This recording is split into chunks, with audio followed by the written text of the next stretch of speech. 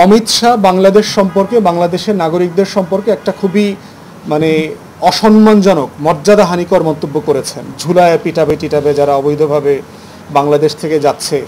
ভারতেরও তো লক্ষ লক্ষ অবৈধ নাগরিক বাংলাদেশে আছে, কাজ করছে, পয়সা ইনকাম করছে, ডলারে বিলিয়নস অফ ডলার বাংলাদেশ থেকে নিয়ে যাচ্ছে। আমরা বারবার বলেছি যে অবৈধ নাগরিকদেরকে একটা সিস্টেম করে বৈধ করতে হবে, না হলে সম্মানের সাথে যার যার রাষ্ট্রের নাগরিককে বুঝাই দিতে হবে।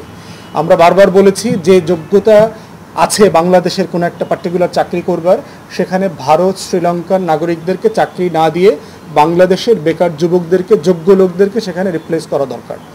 সেক্ষেত্রে এই ধরনের মন্তব্যের বিপরীতে যখন অমিত শাহ মন্তব্য করেন, সেটা অবশ্যই সম্মানজনক না।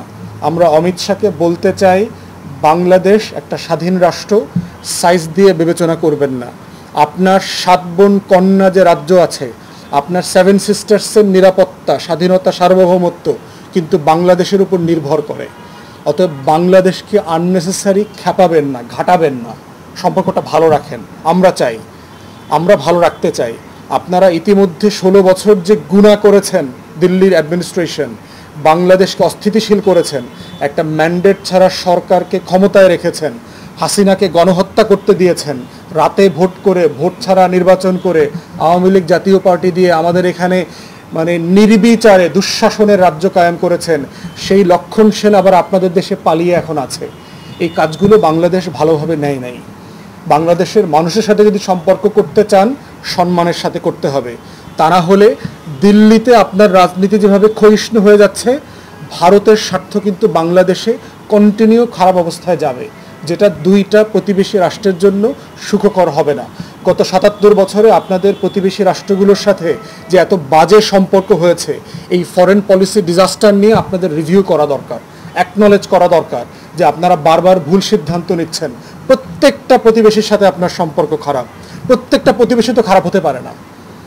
একটা দালানের যদি আপনার সাথে প্রত্যেকটা প্রতিবেশীর সাথে সম্পর্ক খারাপ থাকে, ফ্ল্যাটের প্রত্যেকটা লোক আপনাকে ঘৃণা করে, এর মানে তো এটা না যে বিল্ডিংয়ের সবগুলা মানুষ খারাপ, শুধু আপনি ভালো। এটা তো হইতে পারে না।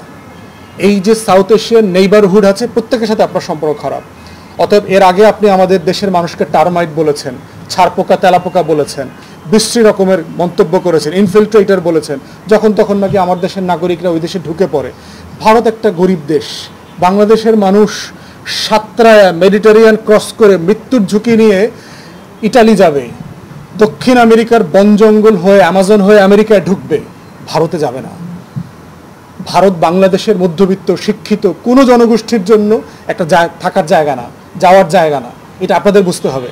কিন্তু বাংলাদেশে আপনাদের লক্ষ লক্ষ শিক্ষিত মানুষ এসে কাজ করতেছে, কারণ বাংলাদেশ থেকে ডলার ইনকাম করা যায়।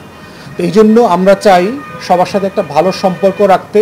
এই ধরনের এক্সপ্লোসিভ মন্তব্য দুইটা রাষ্ট্রের কারোর জন্য সুখকর না, লাভজনক না। আমরা সম্পর্ক ভালো রাখতে চাই। বারবার বলছি, এই সম্পর্ক খারাপ হওয়ার শতভাগ দায় হচ্ছে